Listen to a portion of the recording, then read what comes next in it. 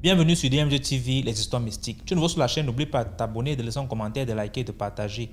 Tu veux raconter une histoire, il y a un numéro à l'écran sur le plus 237 655 81 90 17. Envoie ton histoire et on va jouer ici sur Facebook, YouTube et TikTok. On poste plusieurs histoires tous les jours sur YouTube. La chaîne c'est DMG TV à partir de 12h00. Ce qu'on fait c'est pour sensibiliser, donc s'il vous plaît laissez toujours un like, laissez des commentaires. Tous ceux qui envoient les histoires ici viennent forcément lire les commentaires. Si vous avez une question à poser, un conseil à donner à chaque intervenant, faites-le en commentaire. Merci, donc on va écouter la première histoire. Bonjour, bonsoir à toute la communauté d'IMJ. Ça dépendra à l'heure à laquelle les personnes vont écouter cette histoire. Bon, moi, je suis un jeune Ivoirien et j'aimerais partager votre histoire. Mais avant de commencer cette histoire, je tiens à signaler que je suis une personne beaucoup religieuse, une personne attachée véritablement à Dieu, vu que depuis ma naissance, j'ai grandi dans une famille chrétienne et tout, papa qui prie, maman qui prie, un truc comme ça. Et ben, c'est comme ça, au fil des années, j'ai développé ma foi en Dieu et j'ai véritablement changé pratiquement tout ce qui était comme mauvais comportement, comme ce que le dit souvent la Bible, les choses qui appartiennent au monde, je n'étais pas trop là-dedans. Et c'est comme cela que, au fil du temps, avec le fait que ma foi grandissait, j'ai commencé à développer plusieurs qualités en ce qui est de certains dons spirituels comme la clairvoyance, la clairaudience et pas mal l'intuition, etc., etc. Et c'est comme ça, un jour, j'ai commencé à entendre des voix. Au début, je me suis dit que bon, c'était la folie ou bien un truc comme ça. Mais sachant que j'étais déjà beaucoup ancré dans la spiritualité, vu qu'on ne peut pas parler de foi sans avoir un petit peu de spiritualité en soi. Bon, je savais que c'était une orientation spirituelle.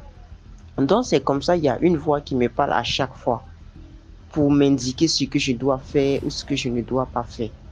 Et dans les débuts, en toute franchise, moi, je n'écoutais pas cette voix-là parce que je me disais que bon, je ne peux pas me laisser conduire par quelque chose que je ne vois pas et que je ne connais pas. Mais j'entendais clairement la voix me parler et c'était fréquent. À chaque fois que je dois faire quelque chose, la voix me dit fais ceci, fais cela. Et j'ai remarqué avec le temps que lorsque je désobéissais à cette voix-là, il y avait beaucoup de mauvaises choses qui arrivaient et qui se produisaient dans ma vie. Et après, je regrettais les actions que j'avais faites. Et c'est comme cela a duré pendant des années jusqu'à ce que j'atteigne mes 18 ans. Et lorsque j'atteins mes 18 ans, pendant toutes ces années précédentes, au cours de toutes ces années précédentes du moins, j'avais nourri une amitié avec une fille. Et nous avons vu que nous étions dans la même salle, nous avons fréquenté longtemps, notre amitié a considérablement augmenté et ça s'est amplifié. Et ses parents me connaissaient comme son meilleur ami et elle aussi, mes parents la connaissaient comme ma meilleure amie et on était comme ça, on était devenus comme une histoire de frères et sœurs même. Donc c'est comme ça, un jour, ma camarade épée sa mère que moi-même je connaissais.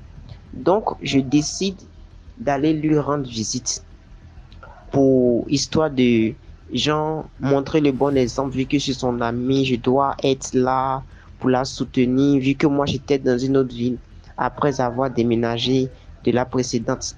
Donc elle m'appelle, elle me dit que ah tu dois être là, que voici voilà. Je dis ok, il n'y a pas de souci, je viendrai. Et c'était un vendredi qu'elle m'avait dit cela. Donc le vendredi soir, je me suis mise à réfléchir. Et comme je l'avais déjà dit, j'étais quelqu'un, je priais, j'étais vraiment attaché à mon Dieu. Et là, je prends ma Bible et je commence à méditer dessus. Je médite. Après, bon, une envie de sommeil me prend et je m'allonge, je me repose. À mon réveil, il y a cette voix-là qui me parle encore et qui me dit, n'y va pas. Si tu t'en vas, tu ne vas pas te retourner. Tu vas perdre la vie en chemin ou au retour. Ce qui est sûr, tu vas perdre la vie. Tu dois rester, tu ne dois pas y aller. Donc moi, j'étais là et puis je me suis mis à parler seul dans la maison parce que j'entendais cette voix. Bon, moi, je voulais répondre à cette voix-là. Donc je lui ai dit, mais pourquoi est-ce que je ne devrais pas y aller? Car c'est ma meilleure amie, je ne peux pas lui faire ça. Après tout ce qu'on a traversé, toutes les histoires que nous avons passées ensemble, je ne peux pas la laisser à un moment triste de sa vie. Donc c'est comme ça, la voix me répète que si tu t'en vas, tu vas rester, tu vas perdre la vie. Et là, ça a commencé à vraiment me faire peur parce que ça a commencé à répéter cela en boucle. Tu vas perdre la vie si tu t'en vas. Tu ne dois pas y aller. Tu ne dois pas y aller. Tu dois perdre la vie si tu t'en vas. Et puis il me dit, mais comment est-ce que cela va se produire? Et cette voix me dit, il y avait une ville qui séparait la ville où je devais me rendre et il y avait une autre, voilà, et la ville où moi je suis. Donc la voix me dit que à cet endroit-là, à 15h45, il y aura un accident et tu serais le troisième. Ah! Donc là, tiens, il fait comment? De partir ou bien de pas partir? Ah, là, c'est une histoire de vie. Hein. Donc, en étant assis, j'ai eu comme une vision. C'est comme si la voix m'a fait voir ce qui allait se passer le lendemain. Donc, lorsque j'ai vu ça, j'ai eu la chair de poule. Je me suis vu, j'étais allongé sans vie. Et la voiture c'était complètement broyé même. Donc, là, j'ai eu tellement peur que je me suis ressaisi, je me suis assis dans le coin et puis, bon, j'ai réfléchi à tout cela et puis, bon, j'ai décidé pour une fois d'écouter ce que la voix me disait. Donc, qu'est-ce qui se passe là? Je reste dans la maison et je prends mon téléphone, j'appelle ma camarade et je lui dis que, je ne pourrai pas venir parce que j'ai un empêchement, j'ai inventé un truc comme ça pour ne pas y aller parce que bon, voilà, après ce que je venais d'entendre, je ne pouvais pas lui dire non, voici, voilà, un truc comme ça. Il y a les gens qui ne sont pas grands dans la foi. Elle peut prendre cela comme peut-être une foutaise comme cela. Donc, moi, j'ai juste dit que j'étais un peu occupé, que je ne pourrais pas venir. Et puis, elle a compris, elle a dit d'accord, il n'y a pas de souci, mais je lui ai promis de la rendre visite plus tard. Donc, la soirée est passée et bon, moi, j'ai commencé à m'entêter encore. En tout cas, j'étais vraiment têtu. Je me suis dit non, tiens, de toutes les manières, ça peut être quelque chose comme ça, qui m'a parlé comme ça, mais bon, c'est pas sûr que cela arrive.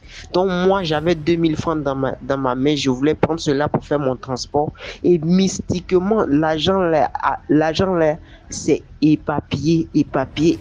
Genre, une personne vient me demander, s'il te plaît, j'ai besoin d'argent, c'est très urgent. Voici, voilà, s'il y a bien juste 500 francs pour faire un rechargement pour appeler quelqu'un, c'est très urgent. Donc, vu que moi, j'étais une personne aussi, bon, j'aimais aider les gens, je donnais sans me rendre compte, tout mon transport est terminé. Donc là, j'ai fini par rester à la maison et je n'ai pas pu y aller. Le lendemain, je me réveille, je prends mon téléphone et qu'est-ce que je vois? Il y a une fille avec qui je causais à l'époque dans la ville où se trouvait ma camarade qui ne se connectait jamais sur WhatsApp. Donc elle s'est connectée et elle a fait un statut. Dans le statut, Seigneur Jésus, dans le statut je vois accident, exactement ce que m'a dit cette voix-là. Et qu'est-ce qui se passe là? Il y avait 2 morts, mais pas 3. Et c'est là maintenant que j'ai su que non, il y avait Dieu sur ma vie. Et c'est le conseil que moi j'aimerais donner aux personnes qui écoutent cette histoire. C'est que dans la vie, il faut toujours écouter lorsque Dieu te parle et que, ou bien lorsque tu veux faire quelque chose et tu entends une voix te dire non, ne la fais pas, ou fais ceci ou fais cela. Il faut écouter cette voix. Car Dieu passe par tous les chemins pour nous épargner de différentes situations désastreuses. Merci bien, j'espère que je n'ai pas été assez long. Et bye. Merci beaucoup pour l'histoire. Maintenant, on va écouter la deuxième histoire. Bonjour DMG, bonjour à toute la famille DMG TV. L'histoire que je vais vous raconter En tout cas, c'est mon propre vécu. C'est mon histoire. Ça s'est passé, je vais dire, de cela 6 à 7 ans. Voilà. À l'époque, j'étais en terminale. C'était sur les réseaux sociaux, j'ai rencontré un homme sur Facebook. Voilà, on échangeait et tout, et il m'a demandé mon numéro, que je lui ai bien sûr donné. Donc, je lui ai donné mon numéro. Ah, bon, on s'écrivait. En tout cas, faut dire que tout se passait bien. Mais le gars était vraiment ping. Quand tu lui demandes l'argent, il va dire non, c'est rentré, c'est sorti. En tout cas, il avait une bonne position. C'était un directeur. Un directeur des collèges. Voilà. Lycée, collège, voilà. C'était un directeur. Et tout le temps, quand je demande l'argent, il m'a dit non, il faut qu'on se voie d'abord.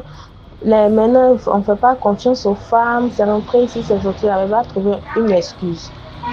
Ok, la fois. Donc, on était là, on causait bien, on s'appelait tout le temps. Et tout. Il va me dire maintenant, bon, où ça a commencé à dérailler un peu, il va me dire, ah, il faut qu'on se rencontre. On est là en cause comme ça, bon, on ne s'est jamais vu et tout. Je ne sais pas si tu es réel, si c'est toi, si c'est pas un homme, parce que faut dire que sur les réseaux sociaux, il y a beaucoup d'arnaques. Il a dit, ah, bon, moi, je suis là. Si tu veux me rencontrer, viens. Il était dans une autre ville. Bon, je prends un exemple. Moi, bon, supposons moi, je suis à Abidjan et lui, il est à Yamoussoukro. Voilà, c'est un truc comme ça. Et j'ai dit, ah, bon, si tu veux me voir, viens. Qui cherche le pape va à Rome. Tu veux me voir, viens, moi, je suis là. Je t'ai dit où je suis, tout ça là. Il dit, non, bon, avec son emploi du temps, lui, il ne peut pas se déplacer. Il faille que moi, je vienne le voir là-bas. C'est pas possible. En tout cas, c'est pas possible. C'est ça seulement. Ça peut pas marcher. Il dit non, pourquoi? Il dit, ah, éducation que nous on a donné, quitter là, mais jusqu'à prendre cas, aller derrière garçon, non. Il peut pas. Et puis je dis quoi à mes parents d'abord? Il dit non, il faut que je dise à mes parents qu'il y a anniversaire d'une de mes copines. Je vais partir, rester avec elle, on va fêter l'anniversaire et le lendemain soir, je vais revenir. Il a dit, moi-même là, je sors même pas, on me laisse même pas sortir. Je dis que même, il y a quelque chose que mon école organise, je vais aller fêter avec mes amis là. On me laisse même pas sortir jusqu'à je vais voyager pour aller fêter l'anniversaire. Ah, champion. C'est ce qui te dit là. Ça peut pas. Il dit non, et puis il invente, il cherche même des arguments même bien lourds là pour me donner. Il dit non, il peut pas. Il peut pas mentir à mes parents. Et puis d'abord même là, je te connais même pas. Je vais mentir à mes parents dessus quoi, pour dire que ah, je m'en vais. J'ai une de mes amies, elle entend des... Tout ça est mensonge, mais il m'en va et puis il revient pas là. On me cherche où?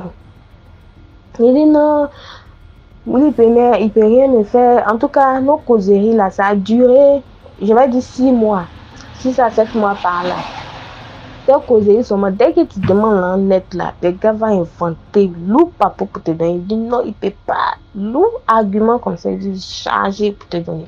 Il peut pas, c'est rentré, c'est sorti là-bas. Lui, il sait pas si je suis réel. Genre, il n'a pas confiance. Il faut qu'il me voie d'abord. Que dès qu'il va me voir là, en tout cas, tout ce que je veux, il va me donner. Même si c'est combien je veux, il va me donner. Je dis, ah, franchement, moi, je peux pas venir.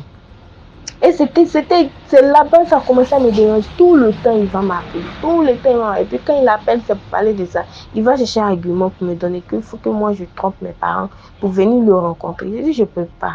Franchement, je peux pas. Et bon, j'ai dit, ah, ça devenait genre comme un harcèlement.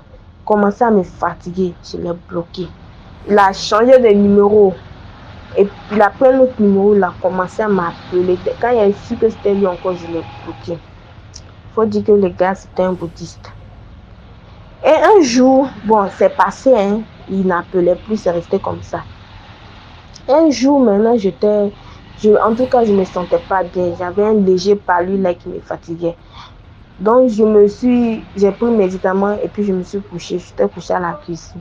Et ce même jour, on était en train, il y avait des gens qui étaient venus travailler pour nous à la maison, genre des menuisiers. Et ils étaient en train de travailler. Je me suis couchée. J'étais couchée à la cuisine là-bas. Je dormais pas. Il faut dire que je dormais pas. Mais genre, un léger sommeil, voilà. Genre, tu es parti, mais tu n'es pas encore parti. Tu es là. Un truc comme ça. Ton esprit est là. Il est en train de balader un peu. Tu vois. Donc, j'étais là. J'étais couchée comme ça. Donc, tout ce qui se passait autour de moi, j'entendais, je comprenais tout. Je dormais pas profondément. Je suis là, je suis couchée. Et j'avais croisé mes pieds. J'étais allongée, mais j'avais croisé mes pieds. J'avais mis l'un sur l'autre. J'étais croisée comme ça. Et je vois quelqu'un en train d'entrer. La personne avait porté, genre les boubous des chefs là, les pains traditionnels. Les pains traditionnels là.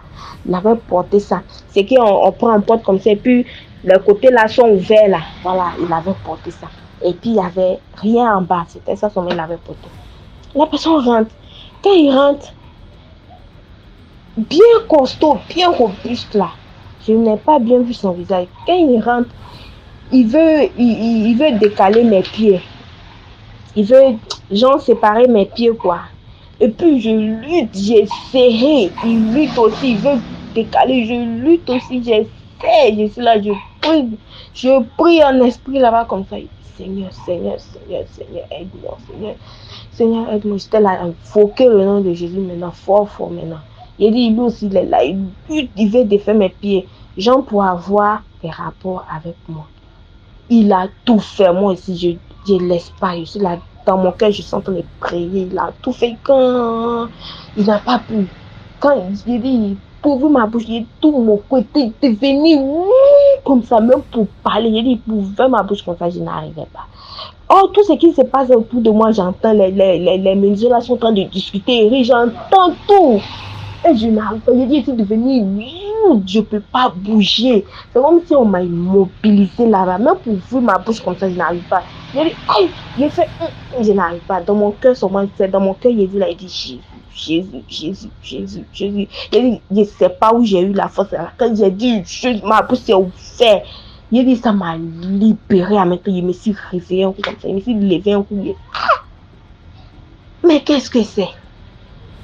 J'ai prié là-bas sur le champ et puis je suis sortie, demander au menuisier là, ah, il y a quelqu'un qui est rentré si vous avez vu. Ils disent non. Ah!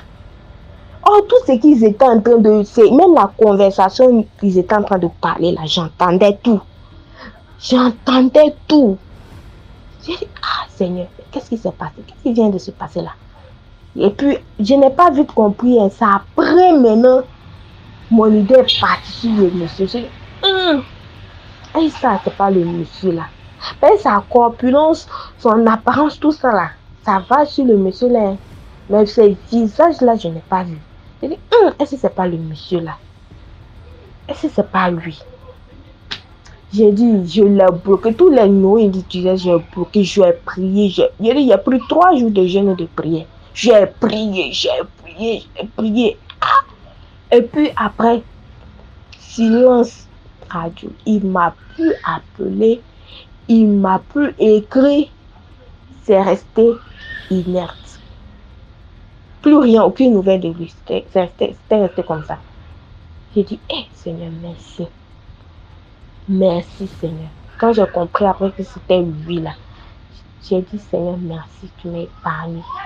Parce que je ne sais pas ce que ce monsieur-là voulait me faire. S'il avait réussi seulement là, à avoir des rapports avec moi là. Ah! J'imagine. Donc en fait c'était pour sensibiliser, parce que mon histoire c'était pour sensibiliser, pour dire à mes frères et à mes soeurs, vraiment, il faut qu'on fasse attention. À faire des réseaux sociaux là, il y a toujours des problèmes, il y a toujours des histoires. Tu ne sais pas qui est derrière l'écran. Tu causes avec quelqu'un, tu fais une rencontre, vous causez et tout, tu ne sais pas qui est derrière l'écran.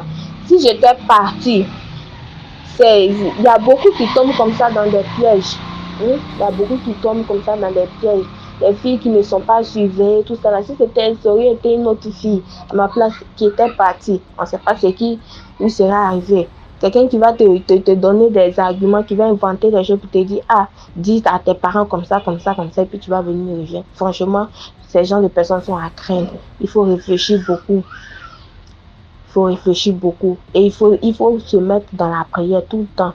Il faut mettre tout dans la prière. Il faut tout le temps prier. Il faut constamment être dans la prière parce qu'on ne sait jamais. Avec les réseaux sociaux là, c'est vraiment risqué. Mais on va faire comment? Il faut tout le temps être dans la prière. Donc c'était ça. C'était un peu mon histoire. Merci. Merci beaucoup pour l'histoire. Maintenant, on va écouter la troisième histoire. Bon, c'est la deuxième histoire, l'histoire de ma tante, je peux dire. Ma tante, c'est l'amie de ma tante, donc ça fait ma tante et qui est la femme de mon oncle, je ne sais pas comment dire. Bref, elle a raconté à ma tante que quand elle était petite, à chaque fois, il partait en brousse avec ses soeurs au Cameroun, là-bas avec ses soeurs. Et quand il partait à la plantation, à chaque fois, il voyait toujours un gros boa noir qui venait toujours au milieu de leur chemin ou qui les effrayait. C'est-à-dire que quand ils partent comme ça, ils voient le gros boa passer. Ils voient, ou quand ils reviennent, ils voient le gros serpent là passer. Le serpent les effrayait. À chaque fois, ils voyaient. Donc, ils sont allés, ils se sont plaints à leur père. Et leur père, c'était un grand sorcier. Le père a fait quoi? Le père est allé voir le voisin. Il a menacé le voisin. Le voisin, c'était un papa tellement âgé. Donc, le serpent qu'il voyait là, c'était le totem du papa là. Et le papa était tellement âgé qu'il ne pouvait plus contrôler son totem. Il est allé première fois. Il a dit que, ah, si moi je vois encore ton serpent là pas encore effrayé mes enfants. C'est à cause de ton serpent là que mes enfants ont peur d'aller en brousse quand je les envoie en brousse. Si je vois encore ton serpent là effrayer mes enfants, c'est pas la première fois qu'il fait ça, ni la deuxième fois. C'est peut-être la quatrième fois. Si ton serpent là encore une fois effraie mes enfants, je vais le tuer. Et tu vas me sentir. Je vais le tuer. Donc, le papa aussi, il était tellement vieux, il n'arrivait plus il n'arrivait plus à gérer son totem. Donc, le totem sortait seul. Il était hors contrôle. Il peut sortir comme ça, boum, il rentre, genre comme ça. Son père a menacé le papa là. Le papa là, je ne sais pas s'il a pris à la légère ou quoi. Ils sont encore, quelques semaines plus tard, ils sont encore repartis en brousse. Ils ont encore revu le même serpent. Ils ont couru vers leur père. Le père a fait quoi? Il a attendu 19 heures. Il a attendu que le serpent l'a fait ses tours dans la brousse ou se balade. Il a attendu à la porte que là où le trou là où le serpent là rentre. Il a vu le serpent là. Il a tué le serpent là. Le serpent là est mort. Le lendemain matin, on apprend aussi que le papa est mort sur le champ. C'est là où quand ma tante l'a raconté ça, ma tante a dit, tu sais que ton père là est simple. Toi, comment tu connais que c'est le totem de l'autre, tu peux tuer le totem, tu peux tuer le totem de quelqu'un. Si toi, tu n'es pas, je sais pas, si toi, tu n'es pas mystique, tu vas tuer le totem de quelqu'un comme ça. Et comment son père connaissait que c'était là où le totem là rentrait. La deuxième histoire, c'est toujours le père en question et la fille, ma tante là. Elle dit que quand elle était jeune, elle était sur la capitale, donc son grand-père était mort au village. Elle n'avait pas assisté aux funérailles, au retrait, à la levée du corps, tout, on n'avait pas assisté. Donc, du coup, quand elle allait au village, la première des choses, elle a demandé à voir la tombe de son grand-père parce qu'elle aimait beaucoup son grand-père. Elle avait demandé à son père de l'accompagner pour voir la tombe. Et là où ils ont enterré le père, c'était loin de la maison parce que là où eux, ils restent, il n'y avait pas d'endroit pour enterrer. Donc, ils ont enterré ça vers la brousse, la forêt, dans l'un de leurs terrains, vers la forêt là-bas. Bon. C'est là où le père a dit, ok, on va aller, je vais te montrer la tombe de ton grand-père. Elle dit que quand elle marchait avec son père, elle a seulement vu une grosse panthère noire devant.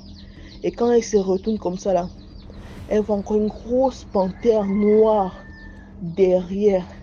Elle a trébuché 3 fois. Elle avait peur. C'est là où elle demande à son père que, papa, ça c'est quoi? Son père lui dit clairement que la panthère que tu vois devant là, c'est notre protecteur. Et la panthère que tu vois derrière là, c'est la panthère qui veut nous faire du mal. Donc n'aie pas peur, marche, fais comme si tu ne les voyais pas. Fais comme si de rien n'était. On va arriver, tu vas voir la tombe, on va rentrer. Même quand on va rentrer, la panthère là sera toujours devant nous et l'autre sera toujours derrière nous. Tant que la panthère qui est devant là reste devant nous, on ne craint aucun mal. Mais si la panthère qui est devant nous là part, celle qui est derrière elle va nous attaquer, elle va nous tuer. C'est là où ils sont partis, ils ont vu la tombe. La panthère était là, l'autre était derrière, était à l'écart. C'est là où ils sont retournés sur le village. La panthère, leur panthère protecteur ou protectrice là, était toujours devant. Et l'autre là, c'est quand ils sont arrivés au village, les deux panthères ont disparu. Alors, elle raconte à ma mère que. Elle raconte à ma tante que. Ma tante dit que toi-même, tu es sûr que toi-même, tu n'as pas les yeux. La troisième histoire, c'est quand. Bon, je vais faire une autre audio. Merci beaucoup pour l'histoire. Maintenant, on va écouter la quatrième histoire. Alors, cette histoire, ce n'est pas vraiment une histoire parce que c'est ma vie en fait. Donc, c'est ce que je vis, c'est ce que j'ai eu à vivre et voilà. Donc, on va dire que depuis que je suis petite, je suis entourée d'événements mystiques. C'est-à-dire que depuis que je suis petite, il y a eu tellement d'événements mystiques qui se sont passés, que ce soit dans ma vie, que ce soit dans ma famille. Alors déjà, moi, je n'ai plus de parents. Donc, j'ai perdu mon père et ma mère. Mais mes parents n'étaient pas mariés.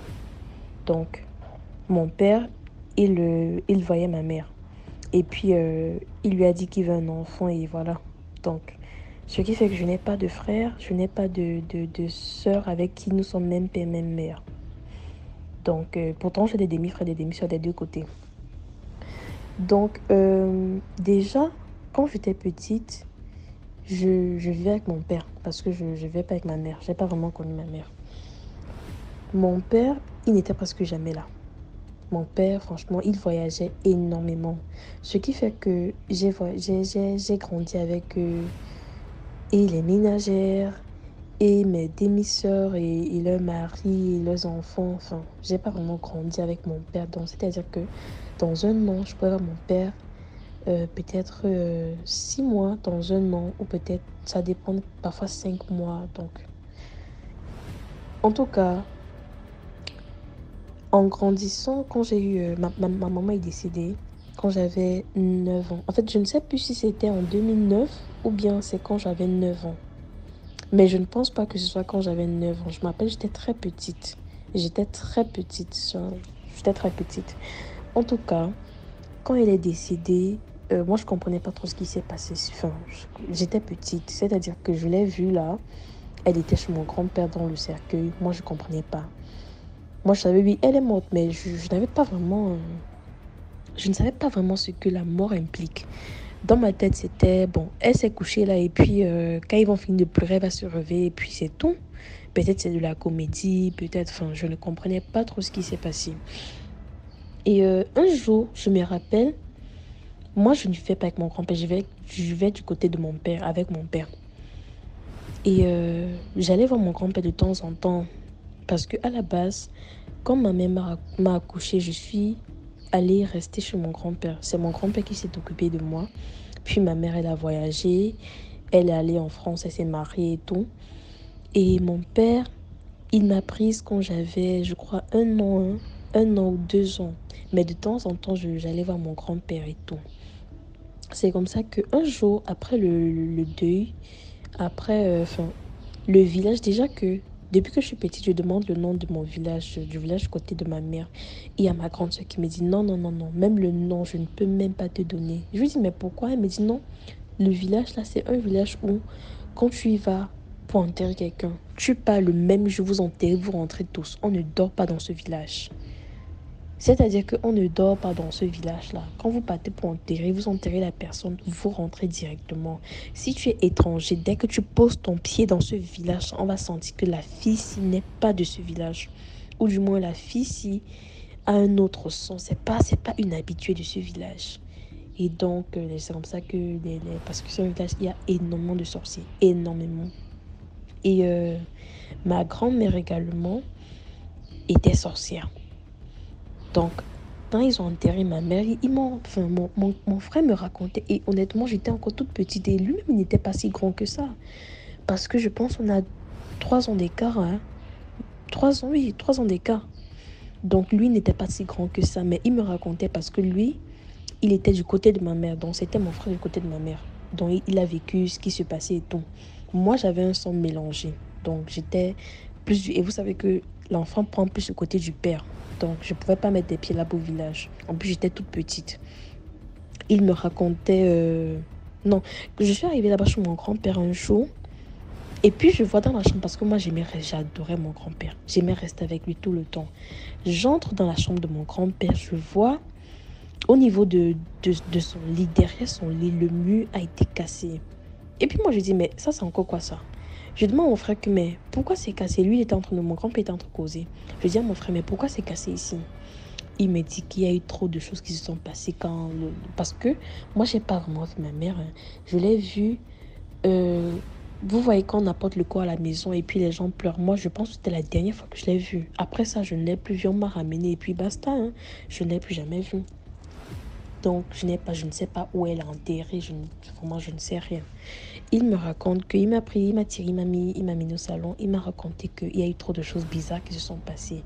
La raison pour laquelle le mur est cassé, c'est que, en voulant récupérer les affaires de ma mère, il y a un de ses soutiens-gorge qui a commencé à se déplacer. Et puis moi, je dis, mais se déplacer comment? Il me dit, le soutien se déplace. C'est-à-dire que on essaye d'attraper, parce qu'on était en train de ranger ses affaires. Et elle avait des affaires dans la chambre de mon grand-père. Le soutien se déplace. J'étais dépassée. Je me disais, ah, peut-être mon grand frère, il ment et tout, parce qu'il aimait souvent me raconter des histoires. Mon grand frère était très bon pour inventer des histoires, pour me divertir. Il me dit, non, je te promets, ça, je ne vais pas mentir sur des trucs comme ça, là. Il me dit, le soutien se déplace, on essaye d'attraper, ça change de position, on essaye d'attraper. C'est comme ça que c'est entré dans le mur. On a donc cassé le mur pour récupérer ça. Après, je ne sais pas trop comment ça s'est terminé. Et c'est quelques années après, j'ai appris que quand ils sont allés au village pour enterrer, il y avait ma grand-mère. En fait, du côté de mon grand-père maternel, il m'avait expliqué que il a 3 de ses frères qui sont sorciers.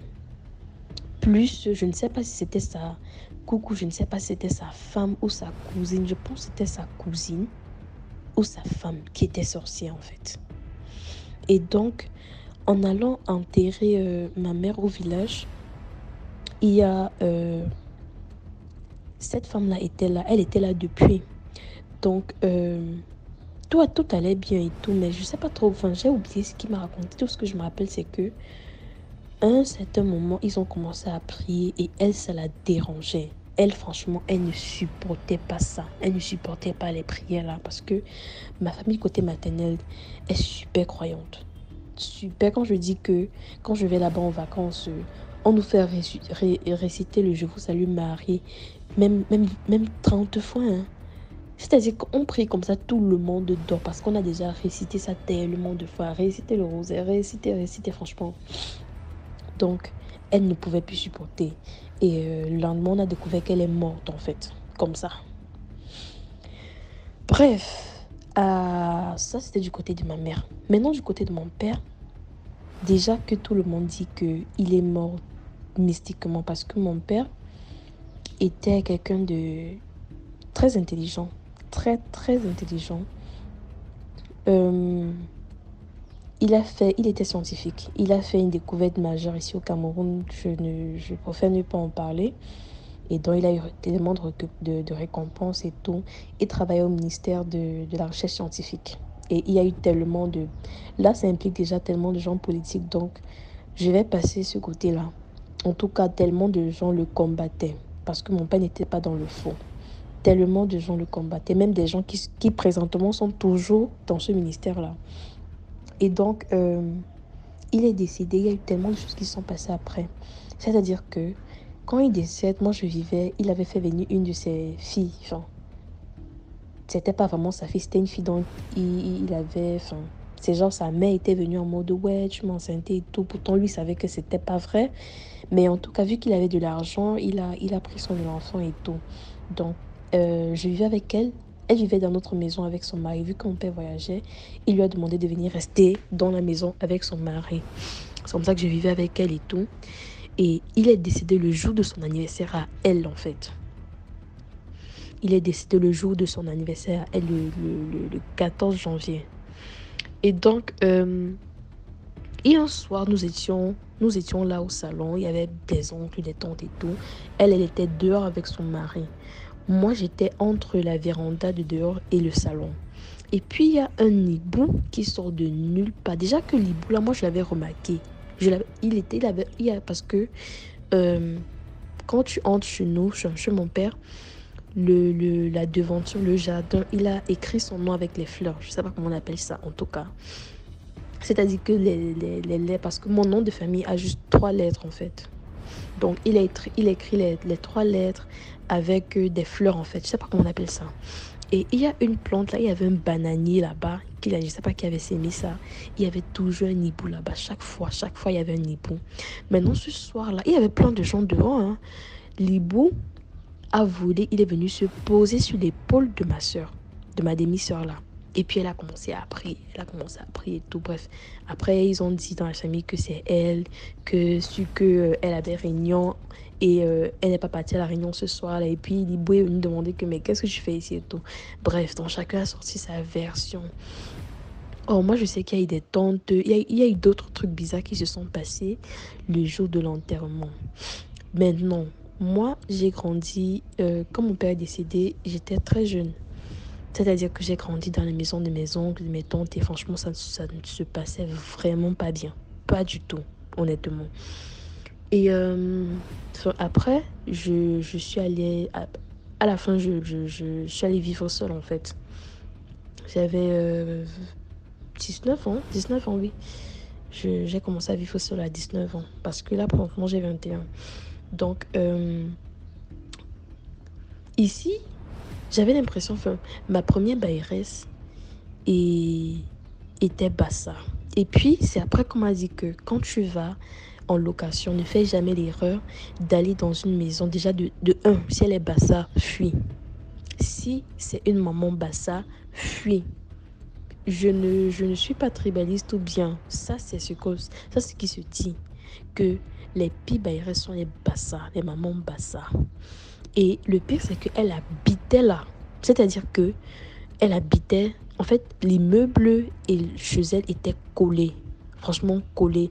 De telle sorte que dans notre immeuble, elle a créé un passage en bas des escaliers qui mène à chez elle. C'est-à-dire qu'elle peut quitter le chez elle et arriver directement dans l'immeuble sans même passer par le portail.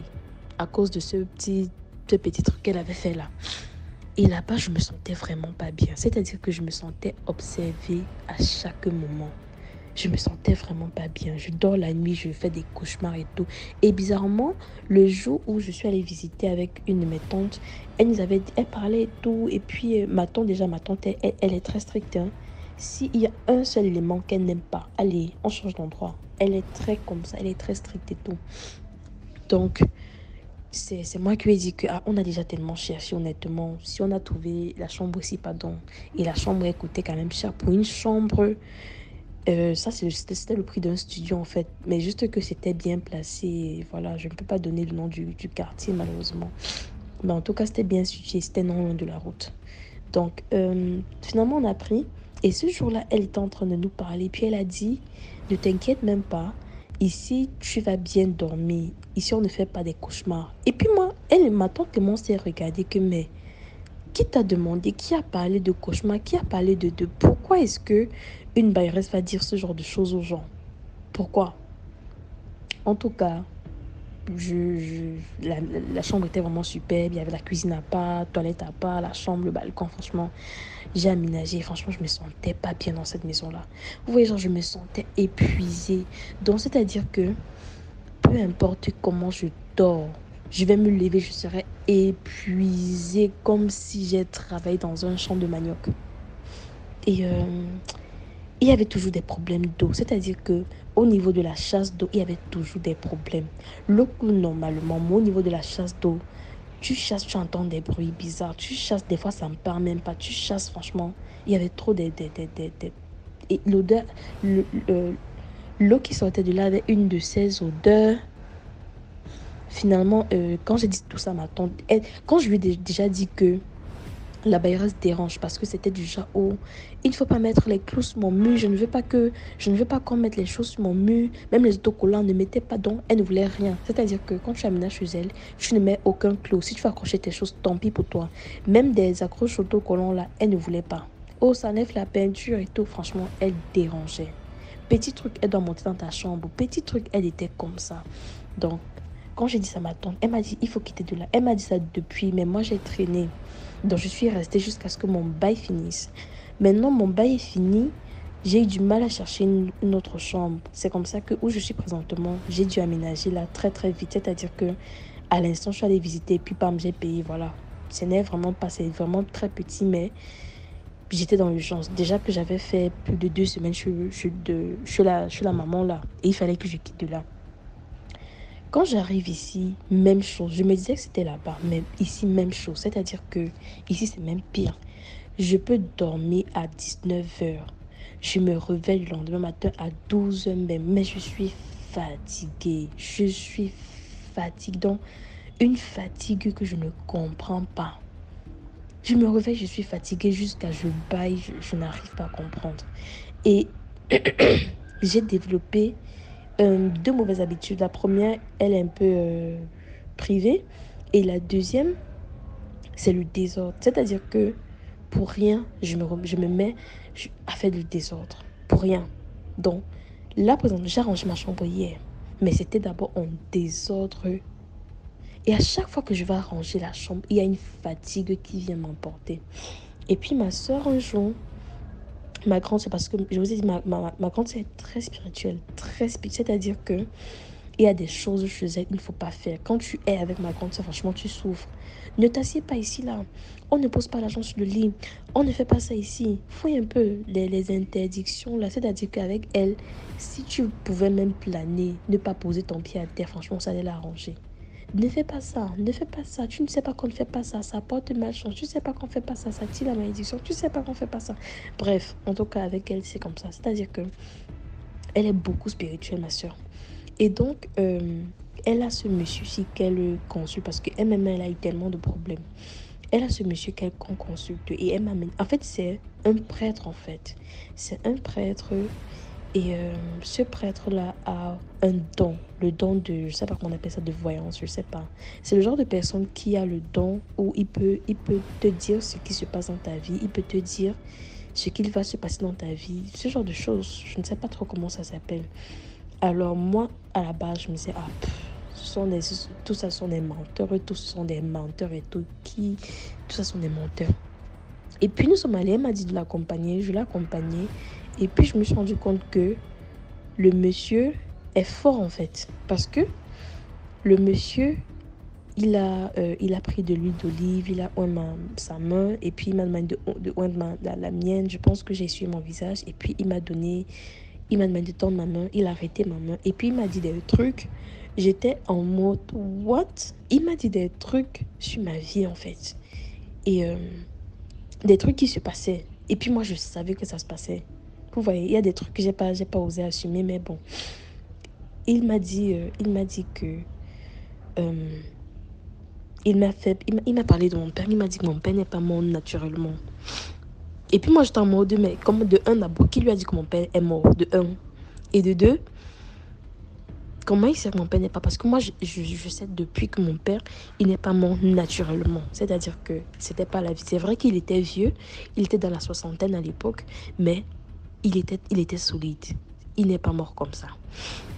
Et donc, il m'a fait comprendre que je ne suis pas seule. Je lui ai demandé, mais je ne suis pas seule comment? Il m'a dit que dans ma famille paternelle, il y a un esprit ou plusieurs esprits qui rôdent autour de nous tous. Donc, autour de chaque personne dans cette famille-là, les esprits-là sont là. C'est-à-dire que... Et j'ai commencé à comprendre parce que moi, je me sentais toujours observée. Donc, il me dit que ces esprits-là... Et je lui ai demandé, mais ils sont là pourquoi? Pour faire du bien ou du mal? Il dit qu'il ne sait pas. Ça dépend. Des fois, il peut faire du bien. Des fois, comme des fois, ils peuvent également faire du mal. Ça dépend vraiment. Et Et que voilà, il faut... Et puis moi, je lui dis, ok, mais comment ça? Parce que moi, des fois, je lave ma chambre avec l'eau bénie et tout. Il a ri. Il dit que de la même manière que je suis en train de rire, il faut savoir que eux-mêmes, c'est comme ça qu'ils sont en train de rire quand ils te voient en train de faire tes trucs là, que tu lances l'eau bénie, tu laves la maison avec le sel, tu parles et tout. Ça ne les fait rien. Ça ne les fait rien. Parce que ce sont des esprits générationnels, si on peut dire ça comme ça. C'est-à-dire qu'ils sont dans la famille depuis des générations. Depuis. Ils sont là depuis. Donc, ce n'est pas des esprits que tu vas chasser avec l'eau bénie, que tu vas parler et puis ils vont partir jamais. C'est que quand tu fais même ça, ils sont en train de te regarder, ils sont en train de bien rire. Mais celle-ci fait ça pourquoi? Pourquoi est-ce qu'elle fait ça? Ça ne sert à rien. Et donc, il m'a expliqué que ils sont là, quoi que je fasse. Ces gens, ils peuvent m'influencer du bon côté, comme ils peuvent aussi m'influencer du mauvais côté. Donc, franchement, il ne peut pas, ça dépend vraiment. C'est-à-dire que aujourd'hui, ils peuvent décider que bon, on est de cette fille-ci. Comme ils peuvent décider que bon, cette fille-ci va voir comme ça toute la journée-ci. Donc, et il m'a dit d'autres choses du côté de ma mère également. En tout cas, il m'a dit que, en tout cas, il faut savoir que tu n'es pas seule. Donc maintenant, moi, il m'a dit que, je lui ai demandé comment est-ce que je peux les chasser. Il m'a dit que c'est pas un truc évident parce que si c'était des esprits normaux comme ça, oui. Mais ce sont des trucs qui sont là depuis des années. Ils ont de la famille depuis des années. Donc, ça ne sera pas évident, pas du tout. Donc, depuis, moi, là, présentement, juste dans ma chambre, je sais que je ne suis pas seule. Donc, et je sais que je ne peux pas les chasser avec... Il m'a dit que prier simplement comme ça ne va pas les chasser. Parce que c'est un peu comme dans les mangas et tout. Pour combattre un méchant, il faut être 2 fois plus fort que le méchant. Or, moi, je ne suis pas forte. Avec toute ma connaissance spirituelle, avec toutes mes prières, je ne suis pas assez forte pour ça. Je ne suis parce qu'on parle des esprits qui sont là depuis des années-lumière, qui sont là dans la famille depuis. C'est pas moi qui va les enlever. En tout cas, là, je ne peux même pas. Là, tout ce que j'ai fait, c'est que là, je parle de moi-même, mais tout ce que moi, je suis juste là. Donc, présentement, moi, je sais que je ne suis pas seule. Ce qui fait que des fois, je reste là, je suis aux toilettes et puis mon ventilateur se met seul à tourner. C'est-à-dire que je vis des trucs et moi ça m'effraie même plus parce que je sais que moi je suis pas seule. Et des fois même je parle à mode mais vous ne pouvez même pas me laisser aujourd'hui. Laisse-moi seulement aujourd'hui. Il y a des fois, et voilà, il m'a parlé également d'une douleur au dos. Il m'a demandé si j'ai mal au bas du dos. Et je lui ai dit oui. Il m'a fait comprendre que et moi j'étais dépassée que mais comment le monsieur si sait que j'ai mal au dos? Il m'a dit, on m'a mis des trucs en fait au niveau des reins. On m'a mis des trucs au niveau des reins et les trucs là pèsent. C'est pour ça que j'ai mal au bas du dos, genre tout le long des reins là. Et que ces trucs là à la longue, si on n'enlève pas ça, ça va me causer des problèmes d'enfantement. Et puis, la période là, franchement, j'avais mal. C'est-à-dire que je me lève pour laver les assiettes comme ça, j'ai mal au dos. Donc, c'est comme si j'ai porté un bébé, j'ai mis là au bas du dos, là, au niveau des reins, là. Ça me fait mal. Ça me faisait mal. Maintenant, je ne sens même plus trop la douleur. Mais dès l'instant, il m'a dit, déjà que je sentais ça, mais je négligeais, je me disais, après aussi, j'ai un gros derrière. Peut-être c'est ça qui pèse, je sais pas. Donc, je négligeais. Et puis, quand il m'a dit ça, je me suis dit, merde, donc c'est pour ça que j'ai mal. Et après, depuis ce jour-là, chaque jour, j'avais mal. Maintenant, c'est même vrai, c'est maintenant que je me rends compte que je n'ai plus trop ça. Mais depuis ce jour-là, j'avais mal chaque jour. C'est-à-dire que je me lève comme ça, là. En fait, j'avais mal avant, mais je me rendais même pas compte. Mais depuis qu'il m'a dit ça, j'ai pris conscience et tout. Moi, je négligeais avant.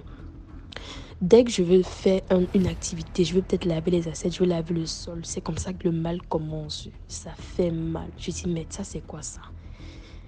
Quelqu'un a posé son enfant sur mon dos, c'est comment? Ça fait mal, ça pète. Donc, je ressentais un poids, comme si quelqu'un a posé quelque chose sur mon dos, que maman porte ça ici.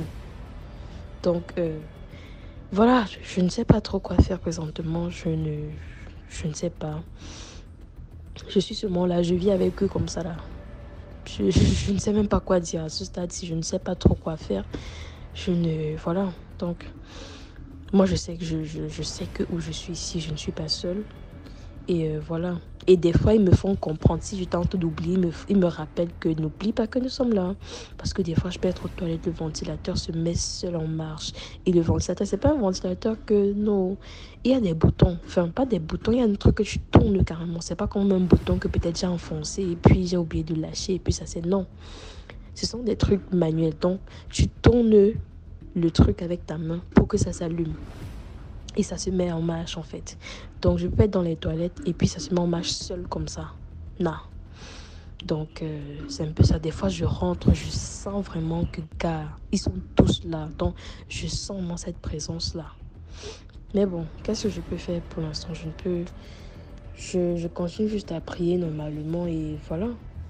Merci beaucoup pour l'histoire. Maintenant, on va écouter la 5e histoire.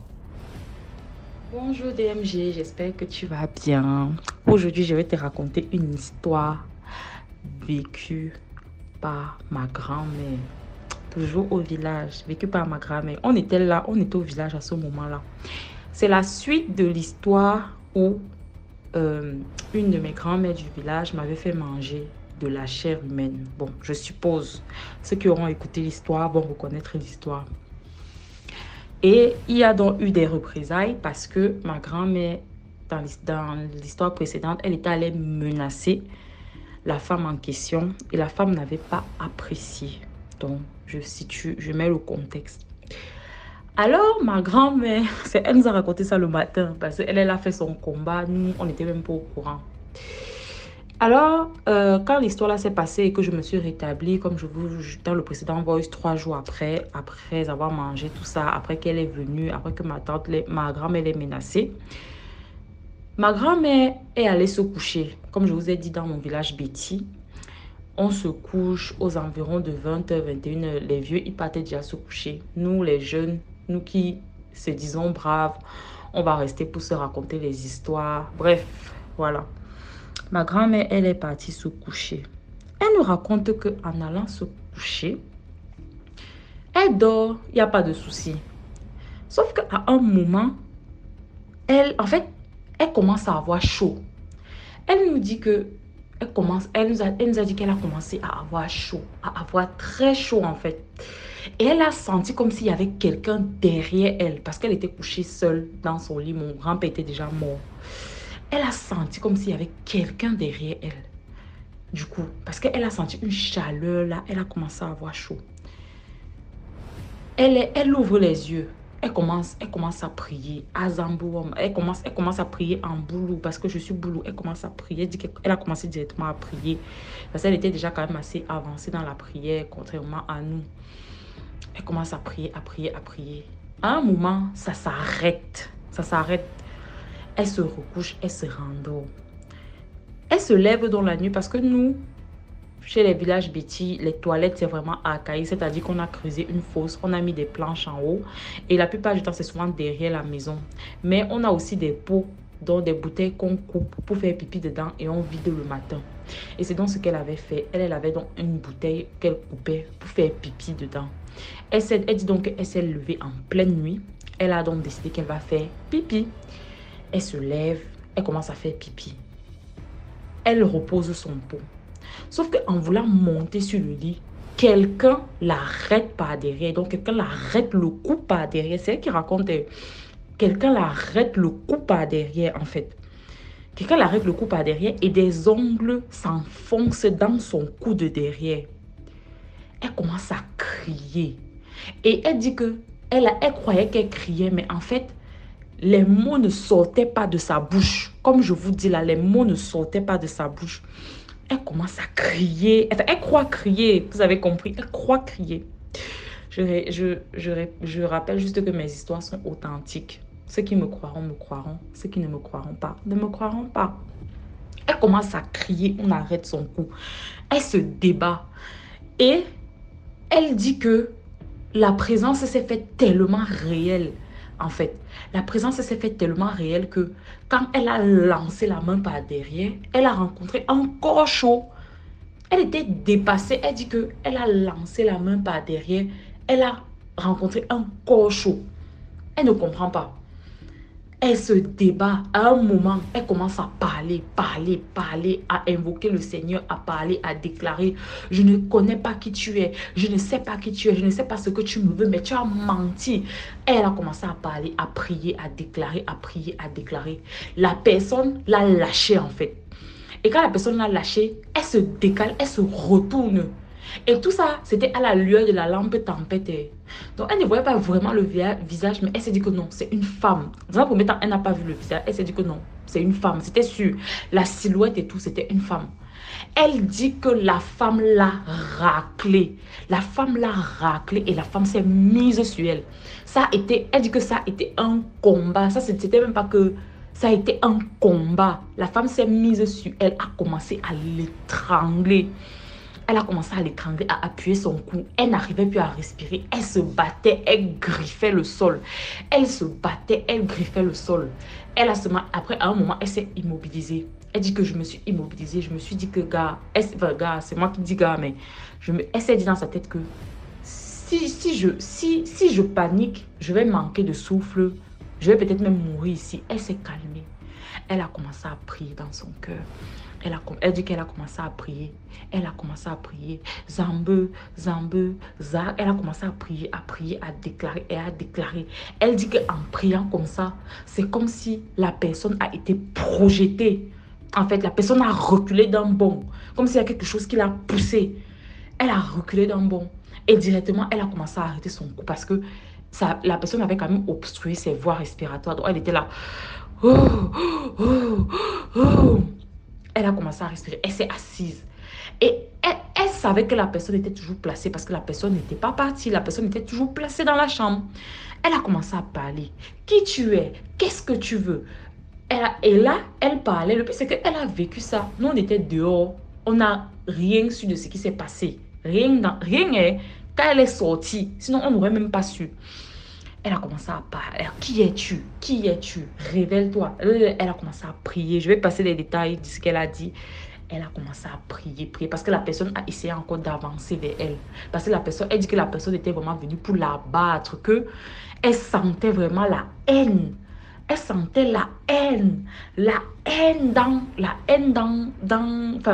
dans l'atmosphère en fait. C'est comme si en fait tu as un instinct de suivi qui se débloque en mode que si je ne combats pas ici, là, c'est moi ou c'est elle. Elle a vraiment senti ça au plus profond d'elle, en fait.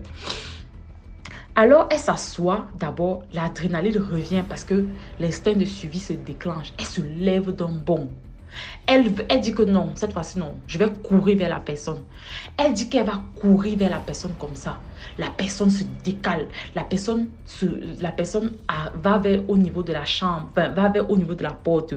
Parce que le lit était collé à la fenêtre et la porte était un peu plus devant. La personne recule au niveau de la porte. La personne ne dit rien.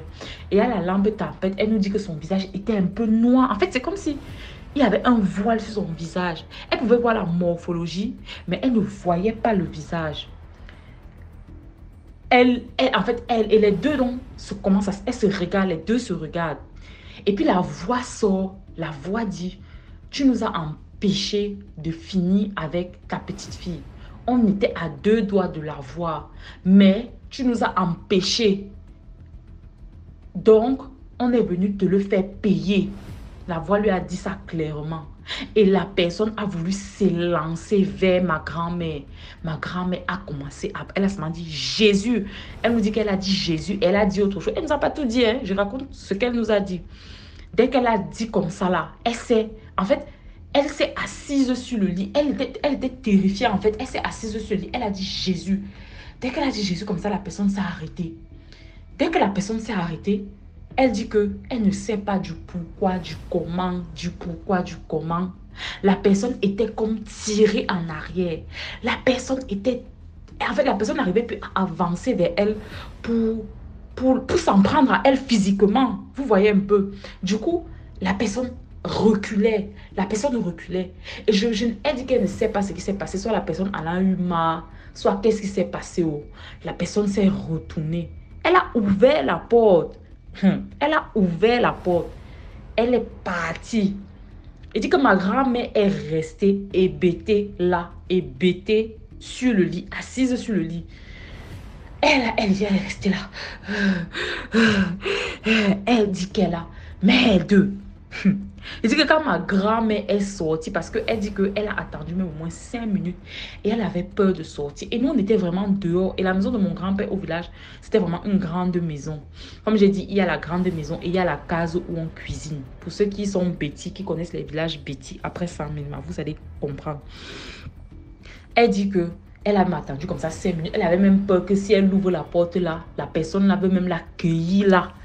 Du coup, dès qu'elle a attendu 5 minutes, elle dit qu'elle a essayé de crier nos noms. Mais nous, on était dehors. Nous, on était, je ne sais même pas, nous, on était dans nos choses dehors. On était au coin du feu dehors. Elle dit que dès qu'elle a pu ouvrir la porte et tout, elle est sortie. Elle a couru comme elle pouvait pour son âge. Elle est venue nous trouver dehors.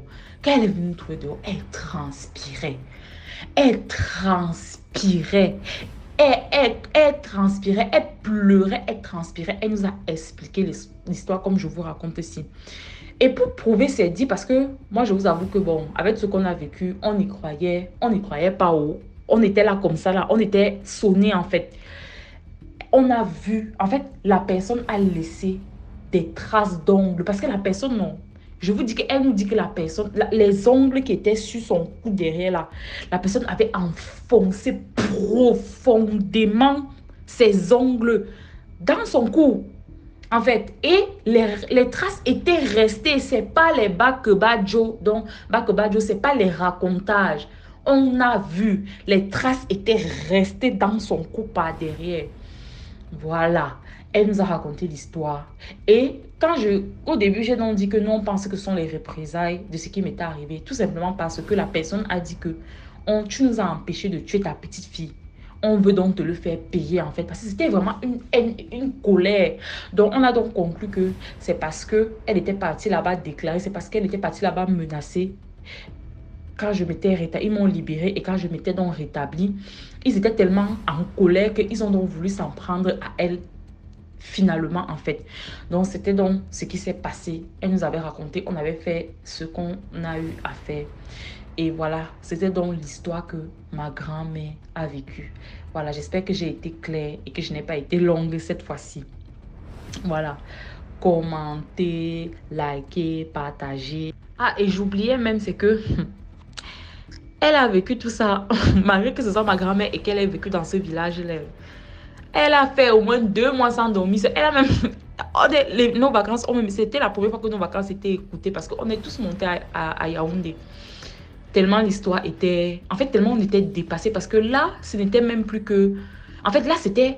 Ils venaient physiquement s'en prendre aux membres de ma famille. Ce n'était même plus qu'ils passaient par derrière. C'était... En fait, la guerre dans mon village a atteint un niveau où il ne se cachait même plus. Parce que les gens vont peut-être se demander, mais pourquoi on a vécu beaucoup de choses comme ça. Je vous dis que les sorciers là veulent quelque chose de moi que moi-même je ne sais même pas. Et je sais très bien que tant qu'ils ne l'auront pas, ils ne vont pas me laisser. Ils ne vont pas me laisser. Dans le prochain épisode, je vais vous raconter comment j'ai rencontré ma mère. Ma mère qui est décédée parce que je rappelle, elle est décédée, j'avais 9 mois. Je vais vous raconter comment je l'ai rencontrée, ou plutôt son esprit. Donc voilà. Et puis, bye! Merci beaucoup pour l'histoire. Maintenant, on va écouter la 6e histoire. Bonjour DMG. Bonjour la grande famille DMG. Je suis Ortilé, jeune dame gabonaise. Je viens pour raconter l'histoire de ma tante qui a perdu son doigt à cause du vol. Bien. Ma tante, dont je vais donner le nom d'emprunt d'Esther, est une grande commerçante au Gabon. Donc, un jour, elle s'est rendue au marché pour acheter sa marchandise. Arrivée au lieu, là où elle prend souvent la marchandise, elle a rencontré d'autres femmes, d'autres mamans aussi. Donc, il y a une maman veuve, une maman qui avait perdu son mari depuis, qui était aussi là pour prendre la marchandise. Par inadvertance, elle a eu à faire tomber son porte-monnaie. Ma tante voyant comment le porte-monnaie de la maman est tombé, a décidé de ramasser le porte-monnaie et cacher. Lorsque la maman s'en rend compte qu'elle a perdu son argent, elle a commencé à crier « Oh Seigneur, j'ai perdu mon porte-monnaie. Je sais que je suis arrivée ici avec mon porte-monnaie. C'est lui qui sait qu'il a ramassé mon porte-monnaie. Pardon, je vous demande pardon.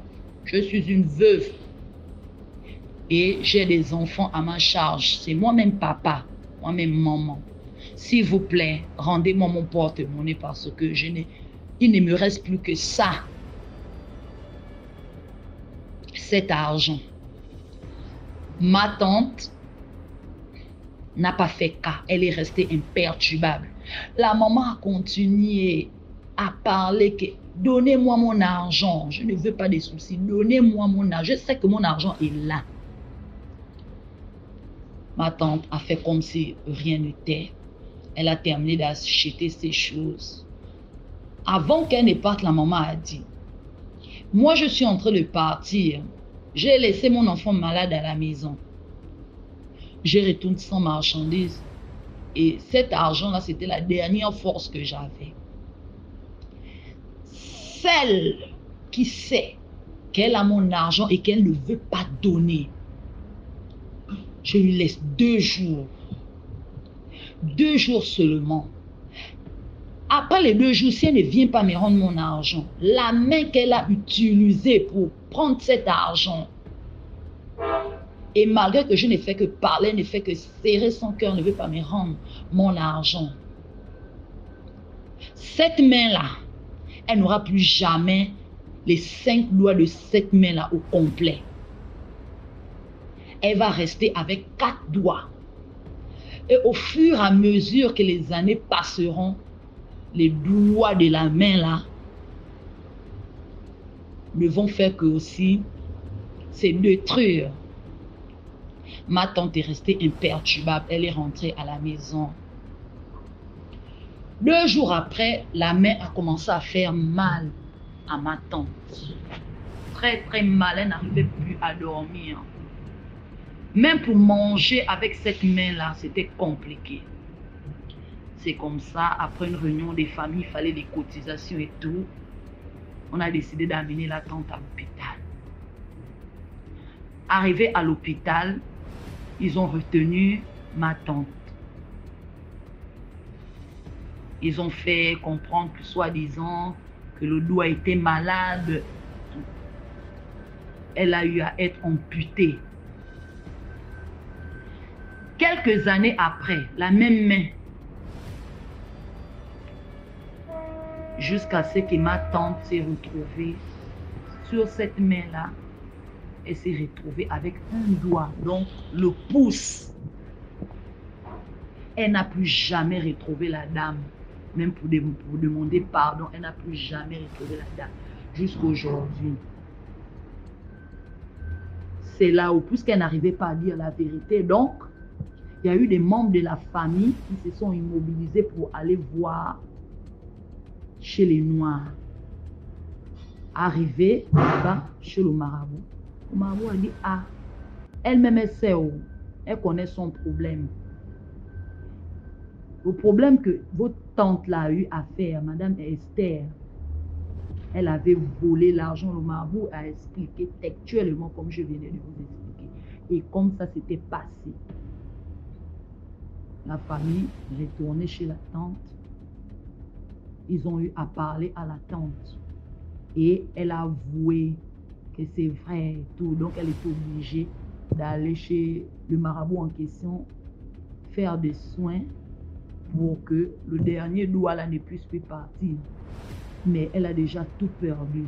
Sa main là est restée vide. Pour moi, je dirais que la moralité de mon histoire est un bien mal acquis ne procure en rien. Lorsque tu sais que la chose ne t'appartient pas et surtout que l'autre est en train de créer, tu as vu la personne qui a eu à faire tomber la chose. Il faut rendre. Si ma tante avait rendu, c'est qu'aujourd'hui, elle devait être pour elle bien. Merci, c'était mon histoire. Vraiment, excusez-moi si j'ai mal narré. C'est la première fois. Merci, bonne journée à tous. Bisous. Voilà, c'est tout pour aujourd'hui. J'espère que vous avez apprécié le programme d'aujourd'hui. On se prend demain pour 6 autres histoires mystiques. Ciao, ciao. Partagez, likez.